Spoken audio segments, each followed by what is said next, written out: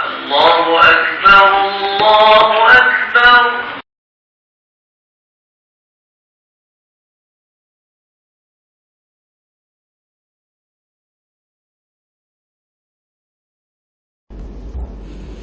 Bismillahirrahmanirrahim. Assalamualaikum warahmatullahi wabarakatuh. Alhamdulillahi rabbil alamin.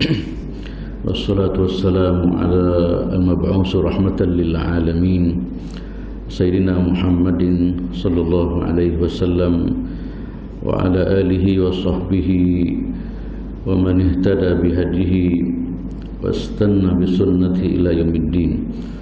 Alaika tawakkalna wa ilaika anabna wa ilaikal masir. Rabbi shrah li sadri wa yassir li amri wahlul 'uqdatam min lisani yafqahu qawli. Amma ba'd. Alhamdulillah, muslimin dan muslimat yang dirahmati Allah Subhanahu wa taala sekalian. Sama-sama kita bersyukur kepada Allah Subhanahu wa taala pada pagi ini kita dapat mujahadah diri kita untuk bersama-sama berada di masjid rumah Allah Subhanahu wa taala. Subuh adalah waktu yang cukup besar perjuangan ataupun cukup besar mujahadah, dan nilai yang terlalu besar di sisi Allah Subhanahu wa taala, sehingga disebut dalam hadis la yadkhulul jannah man shalla al-bardain.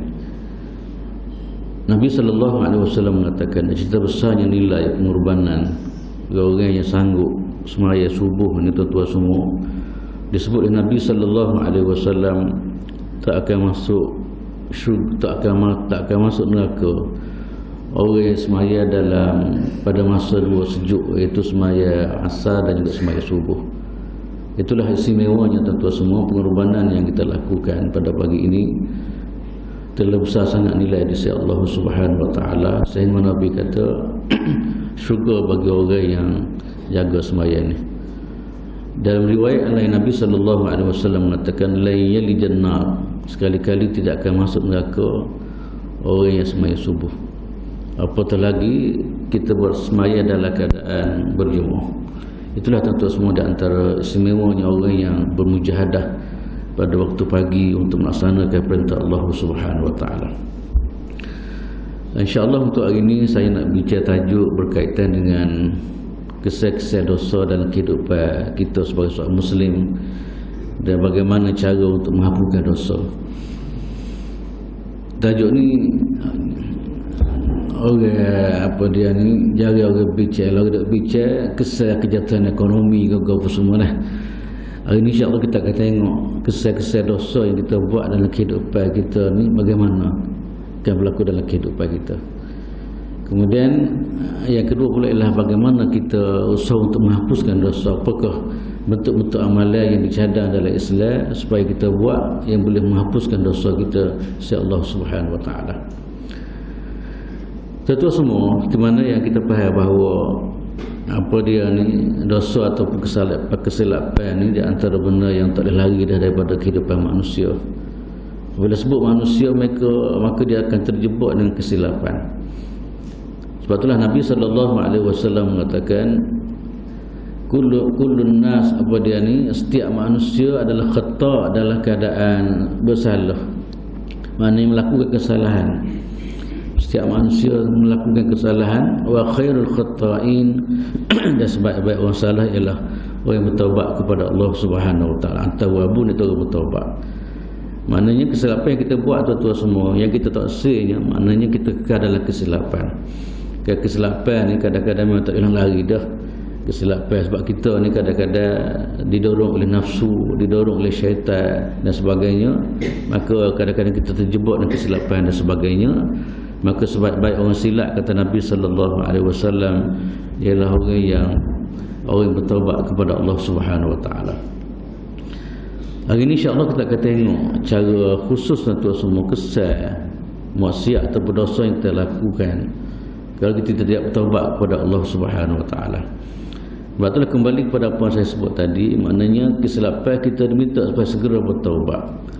Jangan biar dosa-dosa kita apa dia ni bermaharaja rela dari kita, sebab dia akan beri kesan besar dalam kehidupan kita lah.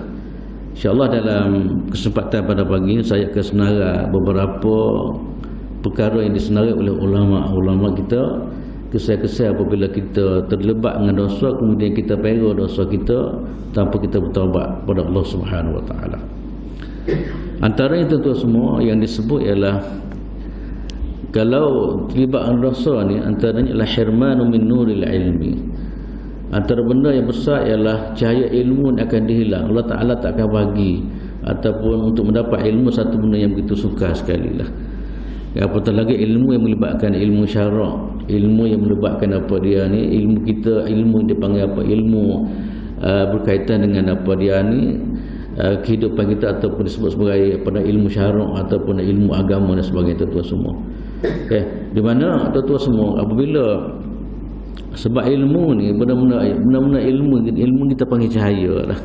Di mana cahaya dia akan malak apabila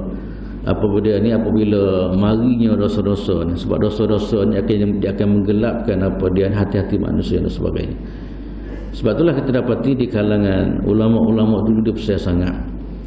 Antaranya satu orang kita pernah dengar nama dia Imam Malik radhiyallahu taala. Imam Malik ni adalah satu ulama besar, iaitu tok guru kepada Imam Asy-Syafi'i radhiyallahu taala anhu.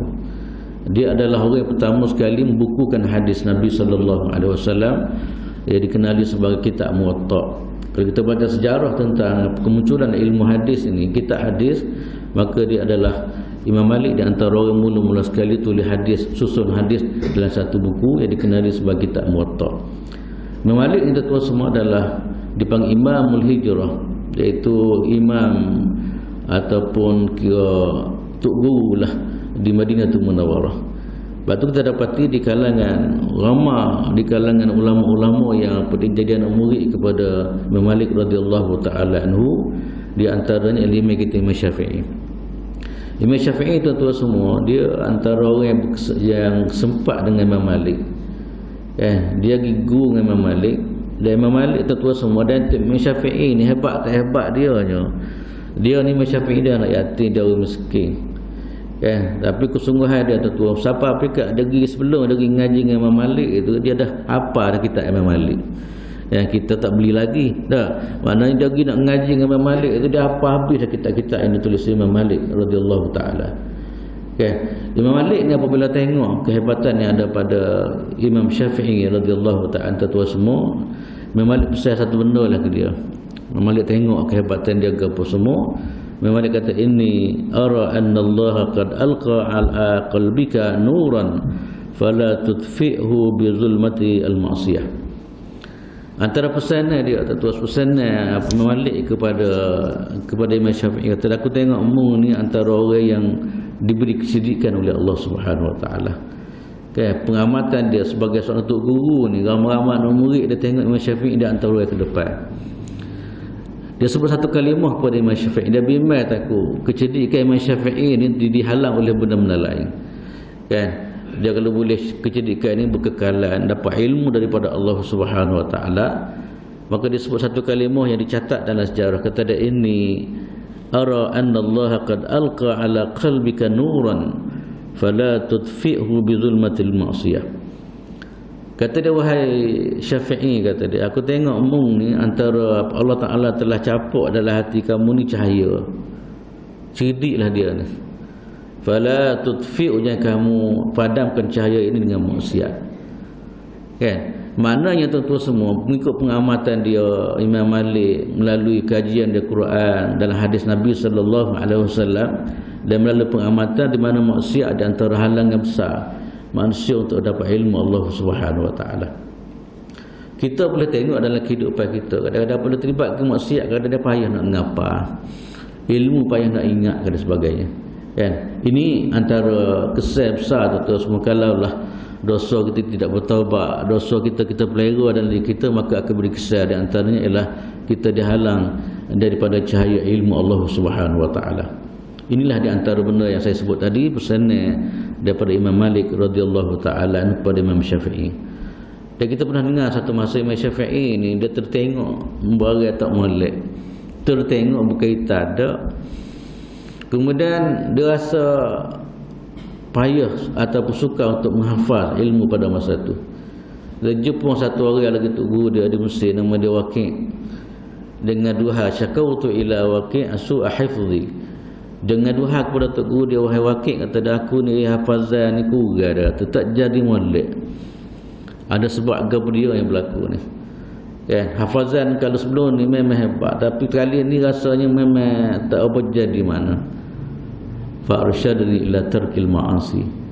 Maka dia antara benda yang dia besar, dia bagi nasihat kepada Imam Syafi'i radhiyallahu ta'ala, kata dia kena tinggal maksiat. Tengok cara orang dulu tua semua, dia tengok mana maksiat ni antara halangan besar daripada mendapat ilmu Allah Subhanahu wa taala. Itu yang pertama lah, kesal kalau maksiat ni berlaku dalam kesal maksiat ni kalau kita duk pera dia. Yang kedua pula tuan-tuan semua, antara benda yang dibincang oleh ulama ialah dipanggil al-wahsyah, asy'ur bil wahsyah fil qalbi, maknanya hati dia kering. Orang terlibat barang maksiat ni hati dia rasa tak khusyuk, hati dia rasa tak takut kepada Allah Subhanahu wa taala, rasa keringlah. Akhir sekali kecenderungan dia kepada maksiat, kecenderungan kepada benda yang tidak diridai oleh Allah Subhanahu wa taala, kadang-kadang suka situ. Cuba tengok tuan-tuan semua, orang yang tak pernah sembahyang, orang yang gelombang daripada maksiat, mudah dia terjebak. Kecenderungan dia kepada maksiat itu memang terlalu cepat kalau banding dengan kecenderungan kepada benda-benda baik. Ini benda yang paling kita takut sekali lah tuan-tuan semua. Kita kalau boleh jiwa kita ni, perasaan kita ni, kecenderungan dia adalah kepada kebaikan. Tapi kalau orang yang terlibat dengan masalah dosa ni, kadang-kadang Allah Ta'ala caput dalam hati dia kecenderungan dia bukan kepada kebaikan, tapi kecenderungan dia adalah lebih kepada benda-benda maksiat atau benda-benda yang tidak disukai oleh Allah Subhanahu wa taala. Yang tiga pula tuan-tuan semua, ini kita pakat tengoklah kita duduk mana sebenarnya. Kita boleh rasa barang-barang gini. Ulama dia tulis ni adalah berdasarkan kepada pengalaman dia orang lah. Pengalaman atau berdasarkan kepada kajian Al-Quran ataupun hadis Nabi sallallahu alaihi wasallam, sehingga dia boleh buat rumusan macam ni. Kemudian yang ketiga pula tuan-tuan semua ialah dipanggil asy'ur bi ta'assuril umur. Maknanya perasaan susah. Hidup susah kadang-kadang. Orang lain mudah lihat lain ni hidup dia kan. Tapi orang berdosa ni tuan-tuan semua kadang-kadang serabut lah berapa semua benda macam itu. Kan? Ini semua kesal daripada kesilapan, kesal daripada apa dia ni, dosa-dosa yang kita tidak bertaubat kepada Allah Subhanahu wa taala. Sebab dalam perjalanan hidup ni tuan-tuan semua, kita nak kalau boleh lain ni lah. Kita nak buat agapo mudah kita panggil. Kita nak buat agapo mudah. Kita nak buat agapo dipermudahkan oleh Allah Subhanahu wa taala. Itu benda yang kita nak. Saya pernah buat cerita sebelum ni kepada tuan-tuan semua. Satu orang ataupun dua orang dalam perjalanan yang begitu jauh, kawan ni tak minat mana sembahyang. Kawan ni memang minat sembahyang. Siapa perjalanan setiap kali pun jalan jauh nak selesai satu masalah, terpaksa kena pergi dua orang ni lah. Siapa tengah jalan kawan tu sembahyang, ajak sembahyang, dia ni kau tak berani mana sembahyang ni. Kadang-kadang gitu lah, berasa berat. Siapa tengah jalan nak sembahyang kosa, nak sembahyang jamuk ke apa semua kan, dan perjalanan yang begitu jauh banyak kali dah kena sembahyang ya. Tapi kebetulan dia dikontrol oleh orang tadi, dikontrol oleh orang Juh. Bukan orang Juh dikontrol oleh orang tak Juh tak. Maka orang Juh tadi tuan-tuan semua, dia tengok saing dia seorang tu nampak susah, nampak masa tak selesa hidup, tak selesa dalam perjalanan, tapi dia buat tak cara lah. Siapa satu tempat dia buat urusan sekejap sangat tuan-tuan semua, Allah Ta'ala permudahkan dia. Mungkin boleh jadi doa dia sepanjang perjalanan dan sebagainya. Sebab doa musafir ni adalah doa yang mustajab. Di mana yang Nabi sallallahu alaihi wasallam sebut di antara doa yang mustajab ialah da'watul musafir. Itu doa orang musafir adalah doa yang cukup-cukup mustajab di sisi Allah Subhanahu wa taala. Apabila urusan dia buat terus kadang mudah ya. Lepas tu dia pun paling kepada kawan tu, kata dia, kawan tengok dalam perjalanan apa demo ni masalah dia tu. Bunyi siapa-siapa saja waktu sembahyang memang nampak tak berapa selesa sangat. Maka dia sebut, kata dia, sebenarnya kita buat kerja mudah ni hari ni. Ini adalah kerana kita dekat dengan Allah Subhanahu wa taala. Dan boleh jadi, kata dia, kalau kita ni jauh dengan Tuhan, tak boleh jadi perjalanan pada yang kerja-kerja kita yang sepatut seminit boleh jadi 10 minit, sepatut sehari boleh jadi 3-4 hari dan sebagainya. Itulah cerita nak tahu semua. Maknanya maksiat ni kadang-kadang dia boleh menyebabkan kerja kita susah, kerja kita adalah pada yang terlalu suka sebagainya. Walaupun kadang-kadang jaya, kadang-kadang jadi benar, tapi kadang suka ataupun susah sikit nak dapat dan sebagainya. Ini tu semua di antara apa dia ni kesal daripada maksiat. Okay.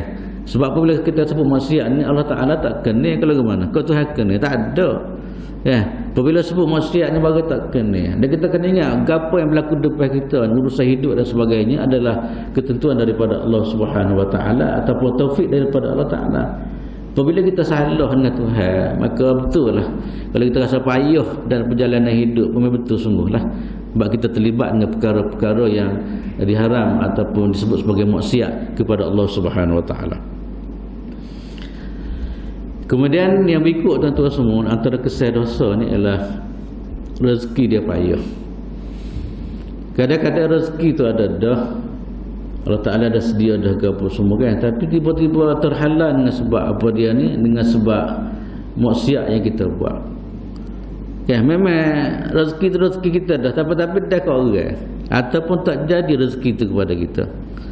Dalam hadis Nabi SAW mengatakan, Nabi kata innal rajula la yuhramu rizqu bizambi yusibuhu. Yang saya kata ni bukan kenyataan daripada saya dak lah.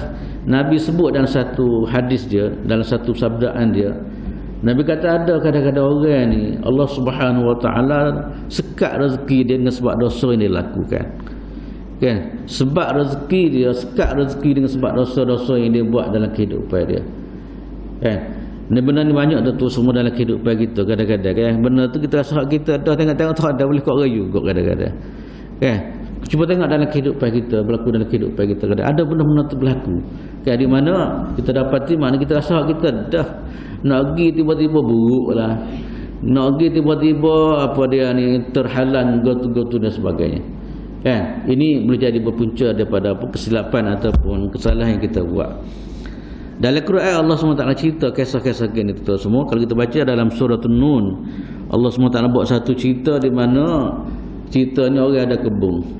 Kalau kita baca dalam surah An-Nun, Allah Ta'ala sebut inna balawnahum kama balawna ashabal jannati id aqsamu la yasrimunnaha musbihin wa la yastasnun fatafa 'alayha ta'ifun min rabbika wa hum naimun fa asbahat kas-sarim fatanadaw musbihin anidu ala harthikum in kuntum sarimin fantaliqu wa hum yatakhafatun alla yadkhulannaha al-yawma 'alaykum miskin wa ghadaw ala hardin qadirin falamma ra'awha qalu inna ladallun bal nahnu mahrumun.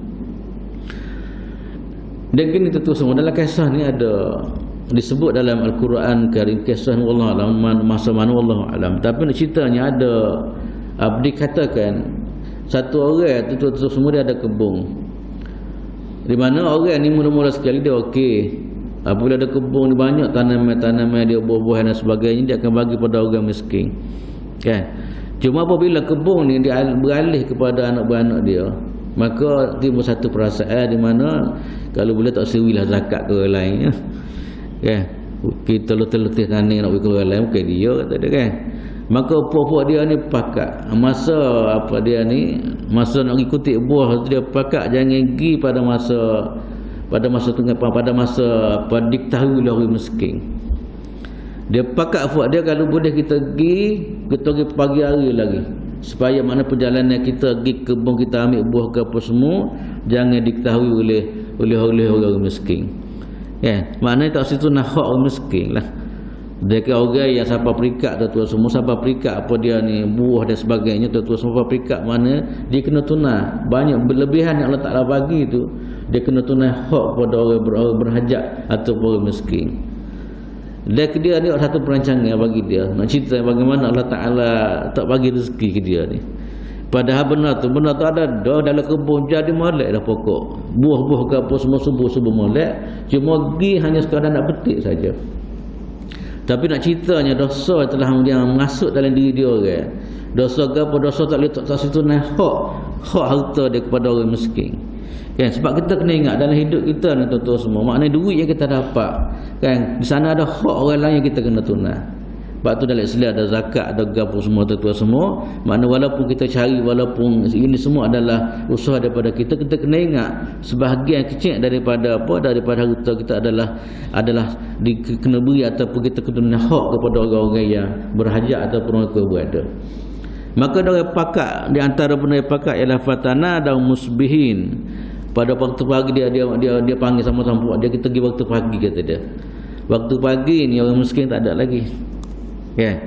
Cuba tengok dia dah pakat belaka jadi orang bakhil. Kata gini dia kata kalau tengah hari sikit boleh jadi orang miskin ramah tengok gapo semua tengok kita pakat pergi belaka. Pakat ikut belakang kita bukan dia kata dia. Maka tuan-tuan semua dia pergi waktu pakat dia patana dan musbihin anigdu ala hasikum in kuntum sarimin. Tuan-tuan semua dia pergi dalam keadaan taksir, kalau boleh taksir diketahui oleh orang lain lah, orang miskin dan sebagainya. Sebab dia bimbang takut sebahagian daripada habuan ataupun hasil apa dia tanaman dan gabus semua dimiliki oleh orang lain. Padahal kita kira sikit sangat kalau orang lain pun padahal rezeki itu adalah kurniaan Allah Subhanahu Wa Taala. Tuhan yang bagi dia, agak sepatutnya syukur pada Allah Taala lah. Kalau Tuhan tak bagi langsung lagu mana? Maka sebahagian daripada syukur pada Allah Taala ni bagi kepada orang miskin. Tapi pupuk dia ni pakat sapa gitulah. Kalau boleh cari masa waktu pagi-pagi dia pergi, kemudian pergi sapa sana, maka kita selamat habuan ataupun buah-buah ataupun habuan tanaman kita ni kita dapat, kita boleh banyak, tak payah bagi pada orang miskin dan sebagainya.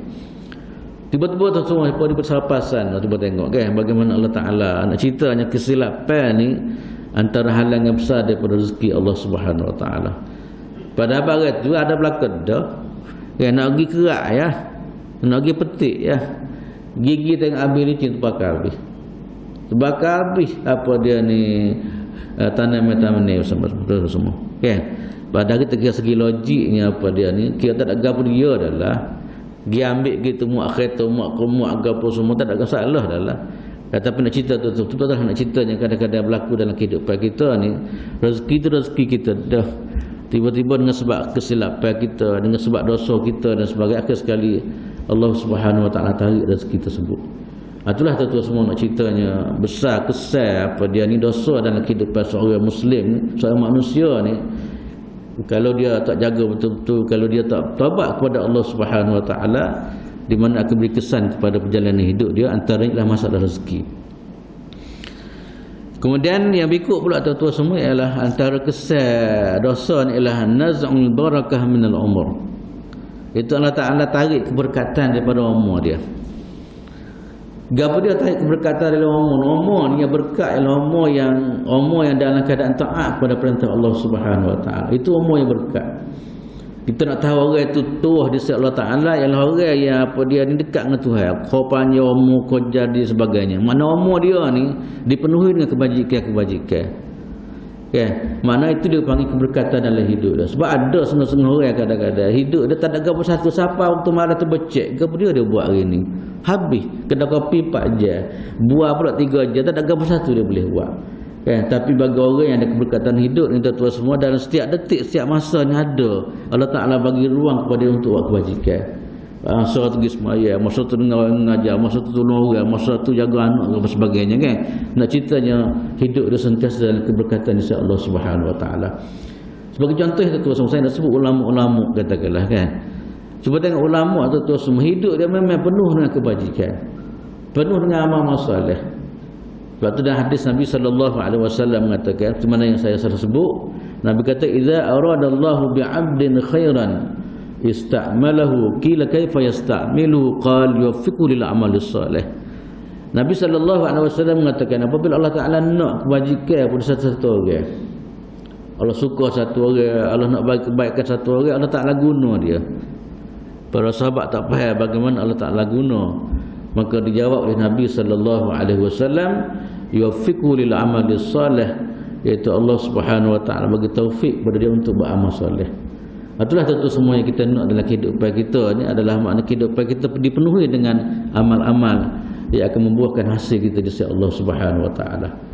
Sebab itulah cuba tengok orang-orang yang tidak ada keberkatan hidup. Orang yang hidup dalam keadaan maksiat, pagi tak bangun lagi, pukul 10 baru start hidup, bagaimana? Tak, kita orang-orang molek alhamdulillah tuan-tuan semua. Cuba tengok, waktu sebelum subuh kita dah bangun dah. Kita sembahyang tahajud dan kita apa sebagainya. Cuba tengok ahli maksiat. Kan, pukul 11 tak bangun lagi. Kan, pukul 12 baru start gerak daripada tempat tidur. Kemudian lepas tu pula menelayan. Hidup dalam keadaan macam tu. Di mana umur dia tidak diberkati oleh Allah Subhanahu Wa Taala. Itulah tuan-tuan semua kesal apa dia ni, wal a'udzubillah, kesal daripada apa dia ni, kesal daripada maksiat.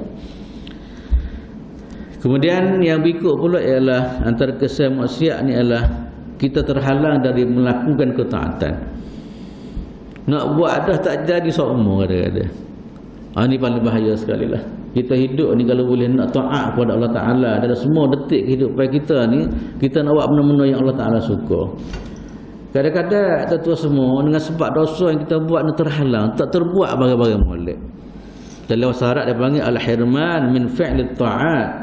Dia terhalang daripada melakukan apa dia ni, melakukan ketaatan. Sebab ketaatan ni adalah taufik daripada Allah Ta'ala. Kalau bagaimana kita boleh buat benda molek, taufik daripada Tuhan. Bagaimana kita dapat taufik kalau makna hidup kita penuh dengan maksiat? Kan? Ini satu benda yang dipanggil apa? Benda yang tabi'i dah kita panggil. Kalau kita dapat ketaatan adalah taufik, anugerah daripada Allah Subhanahu Wa Ta'ala.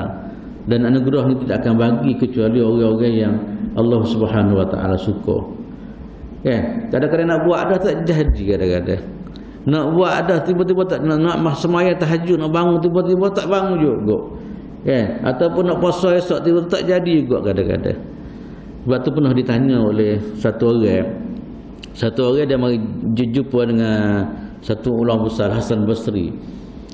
Ja'a rajulun ila Hasan Basri, mengikut riwayat mengatakan satu orang mari jumpa Hasan Basri.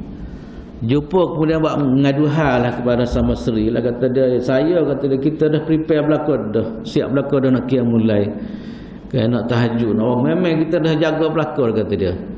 Buat persiapan ke apa semua, tiba-tiba tak bangun juga. Lagu mana Syekh kata dia ni? Gapo dijawab oleh Hasan Basri? Sebab kata qayyadatka dzunubuka. Boleh jadi kata dengan sebab apa dia ni, dosa-dosa kamu telah menghalang kamu daripada melaksanakan kebajikan. Sungguh tuan-tuan semua cuba tengoklah dalam hidup kita ni, saya selalu sebutlah apa ni Imam Ghazali ke siapa-siapa kan, kita baca dalam buku-buku dia kan. Di antara adab-adab sebelum kita bangun waktu malam ni, kita diajar supaya mengelak daripada barang-barang maksiat. Okay. Sebab kadang-kadang apabila kita penuh barang maksiat waktu malam ni, kadang-kadang susah untuk kita bangun waktu malam. Ini nak cerita apa dia kesal daripada apa? Kesal daripada dosa lah. Atau benda-benda lain. Bukan qiyamul lail sajalah. Kadang-kadang banyak ketaatan lain kadang-kadang tak terbuat. Maka di antara punca, di antaranya apa yang disebut oleh ulama ialah qayyadatka dzunubuka. Boleh jadi maknanya dosa-dosa kita yang menghalang kita daripada buat perkara tersebut. Ini tuan-tuan semua disebut oleh seorang tokoh ulama yang begitu besarlah, namanya Hasan Basri radhiyallahu taala. Anu kata dia, dzunubuka qayyadatka. Boleh jadi kata dia di antara penghalang kepada ketaatan adalah kerana diikat oleh dosa-dosa kamu, kata dia. Kemudian ada satu orang nama dia Sulaiman At-Taimi. Dia kata la tafutu ahadan salatul jamaah illa bidzambin. Kan? Kata dia satu orang terluput sembahyang Jumaat boleh jadi dengan sebab dosa yang dia buat. Kata dia gitu. Ni pengamatan dia orang lah. Boleh jadi dengan sebab dosa yang dia buat tu kadang-kadang terluput daripada sembahyang Jumaat. Kita biasa kita kan tak ada masalah kita kan. Tapi nak cerita yang gitulah tuan-tuan semua. Kesimpulan yang saya nak sebut sini adalah apabila dosa ni menguasai hidup manusia ni, kadang-kadang berat ataupun jadi halangan besar daripada kita kita melaksanakan apa dia ni benda-benda yang baik ataupun disebut sebagai ketaatan kepada Allah Subhanahu Wa Taala. Itulah tuan-tuan semua, kita kena pakai mikir masing-masing lah. Memikir cara mungkin bagaimana nak selamat keadaan. Kita kalau boleh nak hidup kita penuh dengan kebajikan, maka kebajikan takkan terbuat kadang-kadang apabila dosa ni bersama-sama kita tidak bertaubat kepada Allah Subhanahu Wa Taala. Kemudian antara juga tuan-tuan semua ialah saya nak sebut lagi ialah apa dia ni, dosa ni kadang-kadang hina. Jadi hina depan Tuhan dan hina depan orang. Orang anggap orang tak pandai hebat kita ni. Orang pandai apa dia ni, pandai tak comel kita. Lagu mana tu semua ni? Kan? Han apa jelas ni kalau kita tengok orang tu buat kerja buat bagai-bagai tak memang orang tak kena berlaku lah. Kan? Tak nampak curi, tak ada orang kena pada orang curi, ada orang kena. Kan? Orang tak ada sikit apa orang yang suka pada ahli maksiat ataupun kepada orang zina dan sebagainya. Cuma dalam hadis yang saya nak sebut sini ni, bukan hadis ni kata-kata Abu Darda. Dia kata innal abda la yakhluwa bi ma'siyatillahi ta'ala fayulqillahu bughdahu fi qulubil mu'minin min haitsu la yash'ur. Ini kata-kata daripada Abu Darda. Abu Darda salah seorang sahabat Nabi sallallahu alaihi wasallam tuan-tuan semua, dan dikatakan dia adalah orang terakhir sekali kampung dia tu masuk Islam. Kan? Abu Darda ni dia adalah salah seorang, dia ada pimpinan kabilah lah. Dia semua berhala dia ni. Kan? Peringkat awal dia semua berhala, dan di rumah dia tu memang ada berhala lah. Setiap kali nak keluar daripada rumah dia akan masuk bilik berhala. Kemudian balik pula dia akan masuk pula apa dia jumpa dengan apa dia ni, masuk bilik berhala. Saya nak sebut sikit cerita dia tuan-tuan semua. Dia apabila dia sign dengan satu orang, seorang tu masuk Islam, sahabat masuk Islam. Kemudian masuk Islam, sahabat masuk Islam tu, dia mikir lagi mana nak selamat keadaan ni, nak Islamkan Abu Darda, bagaimana cara yang terbaik. Dari segi logik memang susah dah. Dia ketua kabilah lagi, kemudian dia di antara apa dia ni orang yang bawa apa dia ni penyembah berhala dan sebagainya. Last kali tuan-tuan semua dia pergi rumah dia katak. Dia katak, dia pergi masa tu Abu Darda tak ada. Dia katak, tapi kita jangan buat gitu, tapi ni cerita masa tu lah. Dia pergi katak berhala. Katak berhala habis lecing, tak ada. Bini dia duduk dapur, bini dia duduk rumah tu, Ummi Darda tu memang bimbang dah lah. Tu lelaki dia balik lagu mana ni, habis dah Tuhan kita kena tag demo ni. Tak. Maka tu semua apabila gitu. Saya pernah cerita ni. Kemudian dia orang balik bini pula bimbang benar lah, takut memang kena marah dah, kena marah dah. Dia masuk bilik berhala dia, berdadak nak cerita bagaimana permulaan hidayah Allah Ta'ala bagi dia ni. Masuk bilik berhala, tengok berhala dia habis licin, rupa hal belakang dah, nak katak orang. Oh, mari nak marah dah dia ya. Tuhan yang kita duk sembah, yang kita puja sebelum yang tiba-tiba dikatak kat orang. Dalam masa sama dia main mikir juga, kalau Tuhan tak boleh pertahankan diri kalau ke mana. Mari mikir, dua keadaan dalam jiwa dia. Pertama sekali nak marah. Yang kedua perasaan mari juga ya Allah kau Tuhan kita, bukan macam itulah. Bak apa tak sepak kalau ke mana kita. Dah. Dia seorang Tuhan kita banyak dalam bilik dah. Baik mikir, tapi lah sama dia pergi, dia cari juga, dia pergi cari. Sebab bini dia tahu dah, bini dia bagi maklumat dah orang ni yang katak berhala. Dalam perjalanan tu kita lah kepala dia nya dok main dok marah ke masa yang sama ialah dok main ya Allah ke Tuhan kita gitulah. Sampai sana maka jumpa dengan saya, dia diberi tarik bagi geng, bagi cara-cara macam yang lah sekali dia masuk Islam. Maknanya apa dia ni berhala ini semua sebelum ni sebenarnya bukan dia belaka, atau bukan Tuhan sebenarnya. Tuhan yang sebenarnya adalah Allah Subhanahu Wa Taala. Maka tuan-tuan semua dia akhir sekali dia masuk Islam lah. Dia masuk Islam walaupun lewat ni sebuah dengan orang lain kan, tapi kesungguhan dia dan sebagainya, dia di antara salah seorang daripada orang alim di kalangan para sahabat radhiyallahu taala anhu, dan salah seorang orang yang dihantar di negara Syam untuk mengajar orang Syam tentang agama Allah Subhanahu wa taala. Kita cuba ambil sikit gapo dia kata-kata dia ni. Kata dia innallaha la innal abda la yakhluwa bi ma'siyatillah. Mana-mana orang yang dia berkeluar dengan maksiat kepada Allah Taala. Mana tak ada orang tapi dia buat maksiat. Kan? Orang tak ada gapo semua dia seorang dia buat maksiat kata. Orang tak ada. Kan? Katanya budak Allah Taala capuk dalam hati orang lain itu kebencian kepada dia. Kan? Pada orang lain tak tahu dia buat maksiat sebab tak ada orang seorang dalam bilik seorang katakanlah kan.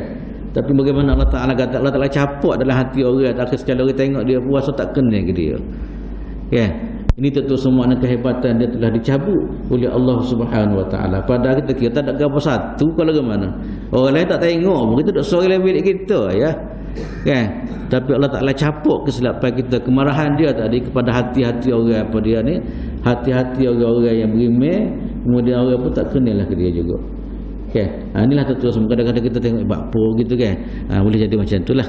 Ni wali'azubillah, kita minta berlindung daripada Allah Subhanahu wa taala lah, di mana maksiat ni akan menghilangkan kehebatan orang di mata orang ramai. Kan?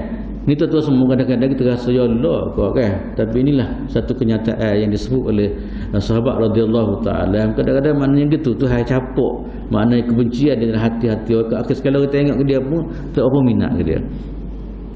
Satu lagi pula tentu sudah hadis Nabi sebut, kalau Allah Taala suka satu orang, Allah Taala akan istihar kepada malaikat. Kemudian malaikat akan istihar kepada makhluk. Allah Taala akan caput dalam hati-hati manusia suka ke orang itu. Dia terbaliklah, dia terbalik. Cuba tengok kadang-kadang orang-orang yang hebat-hebat. Kadang orang tengok dia suka dah kadang-kadang. Ya, orang-orang alim ulama yang hebat kadang-kadang kita tak pernah jumpa pun. Tapi kita jumpa dia, kita sayang ke dia. Kalau banding kita nak jumpa orang sayang kita seumur setiap hari kadang-kadang kan ayuh kita. Tapi apabila tengok dia saja kita rasa sayang. Kita rasa suka ke dia. Ini boleh jadi maknanya hasil daripada Allah Ta'ala capuk apa dia redha dia, capuk pada mahabbah dia kepada hati-hati orang beriman kepada Allah Subhanahu wa taala. Begitu juga tuan-tuan semua seperti mana yang saya sebut tadilah. Kejahatan begitu juga. Apabila kita buat maksiat pada Allah Subhanahu wa taala ni, walaupun orang tak nampak ke apa semua, kalau mereka apa yang disebut Abu Darda ni, kadang-kadang Tuhan capuk dalam hati-hati orang beriman sifat apa dia ni tak suka kepada Allah. Ini tentu semua adalah hasil daripada kesal daripada maksiat kepada Allah Subhanahu wa taala. Kemudian di antara juga tuan-tuan semua ialah apa dia ni, orang yang selalu buat maksiat dia panggil mati rasa. Bahaya kat mati rasa ni. Tak, dia mudah cari lain mati lagu lain dah berbomonya. Mati rasa ni memang kena bahaya tuan-tuan semua. Kan, tengok benda awak jadi tak tahu benda molek pun tak kira, pakai mati rasa gitu. Ini paling bahayalah. Kan, tengok maksiat ke apa tak ada gapo satu tak kaya. Jadi hilang apa dia ni, hilang apa dia ni, hilang perasaan, hilang rasa benda tak molek, hilang rasa benda tu dimurkai oleh Allah Subhanahu wa taala. Okay, cuba tengok ahli maksiat kadang-kadang dia rasa tak ada gapo satu. Kan, betul kita tengok sehari dua ni bagaimana sanggup istihar diri dia, apa dia ni duk nyanyi depan-depan tebu buka aurat ke apa semua kan. Kita banyak lagi cerita-cerita lain. Kadang-kadang melalui percakapan dia dan sebagainya kita nampak maknanya apa dia ni deria ataupun perasaan dia panggil apa, mati lah apa dia panggil, mati rasa kita panggil. Ini yang bahaya dah dalam hidup kita ni. Mati rasa benar ni salah, mati rasa benar ni Allah Ta'ala tak suka, mati rasa benar ni Allah Ta'ala tak redha dan sebagainya. Ini paling kita takut sekali. Sekali mana terjebak dengan barang maksiat. Jadi kata biasa gitu lah. Bagi dia sebab Allah Ta'ala dah tarik apa dia ni, dia panggil apa dia, deria rasa dia. Ya, rasa benda tu dimurkai oleh Allah Subhanahu wa taala. Kemudian di antara tuan-tuan semua ialah kesal daripada dosa ni ialah zahabul hayat. Kesal dosa ni adalah apa dia, hilang sifat malu. Okay, macam saya sebut kisah tadi lah. Tak malu depan orang sanggup buka aurat kadang-kadang. Depan orang sangat buat ucapan-ucapan yang bukan-bukan dan sebagainya. Rasa tak malu ke apa satu dah. Kan? Ini kemungkinan besar tuan-tuan semua di antara puncak adalah kerana kesal daripada dosa-dosa yang apa dia ni yang cukup besar ataupun dosa-dosa yang dipelihara oleh manusia. Oleh auzubillah, kita minta berlindung daripada Allah Subhanahu wa taala. Dan kemuncaknya tuan-tuan semua kesal dosa ni ialah Allah Taala turun bala lah. Waktu kemuncak kesal dosa dalam kehidupan kita. Itulah tuan-tuan semua di antara beberapa senara. Sekarang banyak lagi lah beberapa senara apa dia ni kesal dosa dalam kehidupan manusia ni. Apabila berlakunya kita pera barang-barang dosa ni tuan-tuan, maka inilah kesal-kesal yang berlaku dalam kehidupan kita. Kita doalah moga-moga Allah Subhanahu wa taala selamat. Kemudian yang kedua pula saya nak bicara ni ialah antara benda yang boleh apa dia ni, antara benda ataupun cara untuk kita menghapuskan dosa. Kan? Cuma yang paling mudah sekali dalam Islam ni, antara benda yang kesimpulannya untuk menghapuskan dosa ni kita buat kebajikan lah. Innal hasanati yudhibna sayyi'at. Di mana antara kita boleh buat rumusan lah. Maknanya dosa-dosa ni ialah tuan-tuan semua apa dia ni, kita kena kembali pada Allah Subhanahu wa taala, ataupun maknanya kita kena buat kebajikan sebanyak-banyak mungkin. Dalam hadis Nabi SAW mengatakan, Nabi kata ini satu hadis di antara ubat kepada dosa ni tuan-tuan semua, sebelum saya senara amalan-amalan yang disebut dalam hadis Nabi SAW yang boleh menghapuskan dosa. Antara ubat dosa ni kata Nabi sallallahu alaihi wasallam dalam satu riwayat mengatakan ma min 'abdin yudhnibu dhanban fa yatawadda fa yuhsinu at-tuhur summa yakun fa yusalli rak'ataini apa dia ni fa yusalli illa ghufiralah. Okey. Dalam hadis Nabi sallallahu alaihi wasallam mengatakan mana-mana orang berdosa, kemudian dosa lepas dia dosa dia baik insaf pada ambil wuduk, dia panggil semaya taubatlah ni. Kan dia berdosa kemudian rasa dia kuat kesilapan ke apa, dia ambil wuduk. Dia ambil wuduk dalam keadaan comel wuduk dia. Kemudian dia bangun semaya 2 rakaat. Kan kita panggil semaya taubatlah ni. Kan dia rasa salah ke apa semua, dia insaf. Dan antara bukti keinsafan dia ialah dia ambil semaya, dia semaya dalam keadaan molek ke apa semua. Riwayat mengatakan Allah Subhanahu Wa Taala akan ampun dosa dia. Ini tentu semua di antara apa dia ni cara yang disebut oleh Rasulullah sallallahu alaihi wasallam. Cuma sini saya nak senarai sikit beberapa perkara yang dibincang dalam hadis Nabi sallallahu alaihi wasallam, antara benda yang boleh menghapuskan kesilapan atau boleh menghapuskan dosa. Yang pertama sekali ialah istighfar lah. Ini jelas kan. Kita diajar supaya istighfar kepada Allah Subhanahu Wa Taala, macam dalam saya baca hadis tadi lah. Istighfar adalah salah satu daripada kaedah untuk bersih dosa kita. Yang kedua pula tuan-tuan semua ialah melalui kita ambil air semaya. Okey, ambil air semaya ni kalau ikut dalam hadis Nabi sallallahu alaihi wasallam, hadis yang riwayat oleh Imam Tirmizi, Nabi sallallahu alaihi wasallam satu hari Nabi sebut pada sahabat, Nabi kata ala adullukum ala ma yamhullahu bihi minal khataaya wa yarfa'u bihi darajat. Nabi sebut pada sahabat, wahai sahabat-sahabat aku semua, nak kada amalan-amalan yang boleh apa dia ni menghapuskan dosa-dosa kamu, kemudian boleh meningkatkan apa dia ni derajat-derajat kamu di sisi Allah Subhanahu Wa Taala. Maka Nabi sebut antara Nabi kata isbagul wudu alal makarih. Antara perkara yang boleh menghilangkan dosa ialah kita sempurna wuduk kita. Sebab tu ada riwayat mengatakan setiap kali kita basuh tangan, dosa akan keluar, dosa tangan akan keluar melalui tangan, dosa muka akan keluar melalui muka dan sebagainya. Sebab itulah tuan-tuan semua kalau boleh hari semaya ni bukan hanya sekadar nak semaya lah. Orang Melayu ni dia kerana dia nama air semaya, maknanya nak semaya lah. Ya. Sebab tu orang tak ada Arab orang panggil wuduk, berwuduk kan. Kita mana ambil air semaya. Bagi orang Melayu dia ambil semaya, masa nak semaya ada gitu jelah. Kan. Sebab tu masalah wuduk ni sebenarnya kita boleh ambil bila-bila masa. Kan. Sebab tu semua-semua orang kadang-kadang dia jaga wuduk dia. Kan. Maknanya tu semua setiap kali dia ambil wuduk, apa dia dosa-dosa dia akan diberi keampunan oleh Allah Subhanahu Wa Taala. Okay. Kemudian yang ketiga pula ialah tuan-tuan semua di antara kaedah ataupun penghapusan dosa adalah melalui ibadat solat. Okay. Solat ni kita nak buat ni, tapi kita nak solat yang berkualiti lah. Okay. Solat ni adalah sebagai apa dia ni kaedah penghapusan dosa. Kita pernah dengar hadis Nabi sallallahu alaihi wasallam, Nabi buat ibarat semaya 5 waktu ni macam sungai depan rumah kita, betul tak? 5 kali sehari mandi tak kata bersih. Dah, tujung sama setiap hari siapa masa kita tujung mandi ke apa semua. Maka oleh kerana benda tu kita buat sama tak bersih di kita.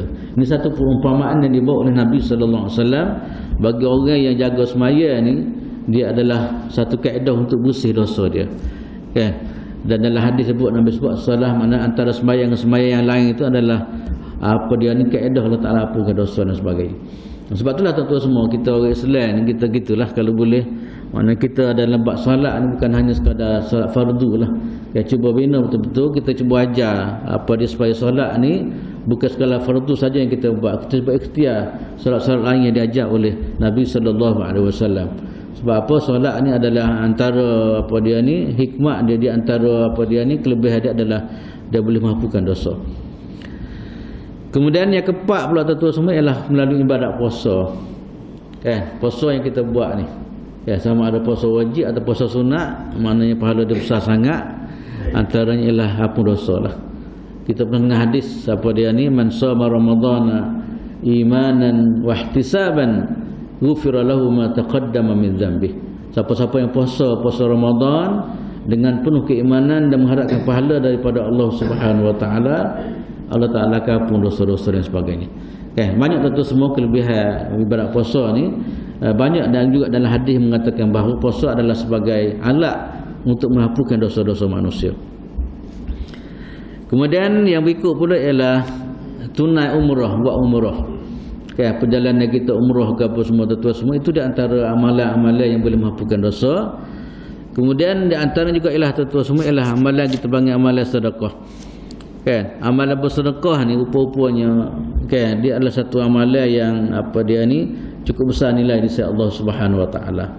Bukan hanya sekadar maknanya kita boleh pahala, bukan hanya sekadar kita bantu orang miskin, tapi sedekah ni kata Nabi sallallahu alaihi wasallam.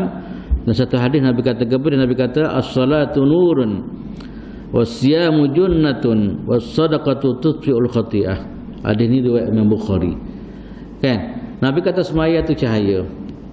Kemudian puasa tu adalah perisai untuk menghalang manusia daripada terjebak dengan barang-barang tak molek. Kemudian Nabi sebut lagi, Nabi kata as-sadaqatu tutfi'ul khati'ah. Puasa tu adalah menghapuskan dosa-dosa manusia. Sedekah tu menghapuskan dosa-dosa manusia. Kemudian antara juga amalan tuan-tuan semua yang disebut dalam hadis, mana yang amalan yang boleh menghapuskan dosa kita ialah melalui sifat sabar yang ada pada kita. Sabar menghadapi berbagai-bagai ujian yang berlaku depan kita. Sebab depan kita ni banyak ujian, kadang-kadang sepak batu, kadang-kadang kena ni ataupun kadang sakit kadang-kadang tuan-tuan semua. Maka semua benda yang berlaku depan kita tu kesusahan yang berlaku depan kita, kalau kita menghadapi dengan kadang-kadang sabar, maka itu semua adalah kata dalam hadis Nabi kata kafarah, dia adalah sebagai kifarat dosa yang dilakukan oleh satu orang tadi. Tiba-tiba dia jadilah sepak katakanlah, tapi jangan nyupuhlah. Sepak dia sabar, ataupun kadang-kadang dia sakit katakanlah, dia sabar sepanjang dia sakit 3 tahun ke 4 tahun ke, maka semua itu adalah proses pengampunan dosa daripada Allah Subhanahu Wa Taala.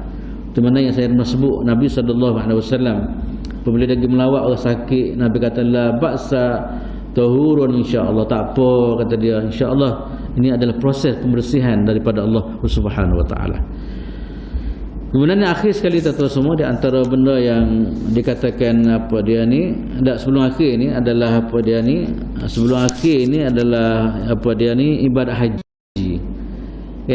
Ibadat haji ni kalau benar-benar kita buat dari keadaan molek, Nabi sallallahu alaihi wasallam sebut, Nabi kata man hajja falam yarfus wa lam yafsuq raja'a kama waladathu ummuhu. Nabi kata mana-mana orang ibu haji dalam keadaan dia jaga dia tak buat barang-barang tak molek, dia tak kecek kursi, dia tak mengapu kursi dan sebagainya, dia jaga sungguhlah sepanjang dia beribadat kepada Allah Ta'ala. Ibadat haji ni dia jaga benda-benda yang akan merosakkan dia dan sebagainya, dia jaga betul-betul. Maka Nabi SAW mengatakan raja'a kama waladathu ummu, dia balik macamlah seolah-olah macam dia baru dilahir daripada mak dia, daripada perut mak dia. Maknanya nak ceritanya penghapusan dosa daripada Allah Subhanahu Wa Taala. Itulah sebab tu orang haji gitulah, tapi haji yang sempurna lah. Kalau balik haji curi juga tu memang tu bukan dia lah. Kalau balik haji tersuah kau jadi tu bukan dia lah. Bercamai haji dipanggil haji mabrur lah. Haji mabrur adalah haji yang diterima oleh Allah Subhanahu Wa Taala, di mana kita boleh tengok perubahan yang berlaku dalam kehidupan dia. Maka kalau haji siapa perikat ni, maka insya-Allah haji inilah haji yang disebut oleh Nabi, orang ni orang balik macamlah seorang anak baru lahir daripada perut mak dia. Ceritanya dosa dia diampun oleh Allah Subhanahu Wa Taala. Dan yang terakhir sekali tuan-tuan semua, antara benda yang boleh menghapuskan dosa kita ialah lalu kita jaga anak-anak yatim. Kita jaga dia, kita bagi didik ke dia dan sebagainya Sebab itulah bagi orang yang jaga anak yatim ni, apatah lagi bagi didik ke Quran ke apa semua, sebenarnya besar nilai pahala dari Allah Subhanahu Wa Taala. Sampai perikat tu bukan sekadar penghapusan dosa lah. Orang ni boleh dekat dengan Nabi pada hari akhirat. Riwayat mengatakan ana wa kafilul yatim fil jannah hakaza. Nabi kata aku dan orang yang bela anak yatim, dia orang ni akan bersama aku dalam syurga. Maknanya orang ni akan dapat ampunan daripada Allah Ta'ala. Nabi kata ada dekat, Nabi tunjuk tangan gini, dekat sangat dengan aku dan satu majlis dengan aku dia ni dalam syurga Allah Subhanahu Wa Ta'ala. Itulah tentu semua nak cerita bagaimana besarnya cakna kita kepada orang yang terlantar dalam masyarakat ni, khususnya dia anak yatim. Kalau kita bela dia molek, jaga dia, jaga biasa, mungkin boleh pahala besar dah. Apatah kita didik dia, kita bina dia dan sebagainya. Sampai perikat Nabi kata orang-orang macam ni dia akan dapat bersama dengan aku dalam syurga Allah Subhanahu Wa Ta'ala. Itulah tuan-tuan semua yang dapat saya sampaikan pada hari ini. Moga-moga kita dapat manfaat bersama. Sama-samalah kita ikhtiar supaya kita jauh daripada dosa-dosa. Sebab kesan dia besar sangat dalam kehidupan kita, tu mana yang kita bincang tadi lah.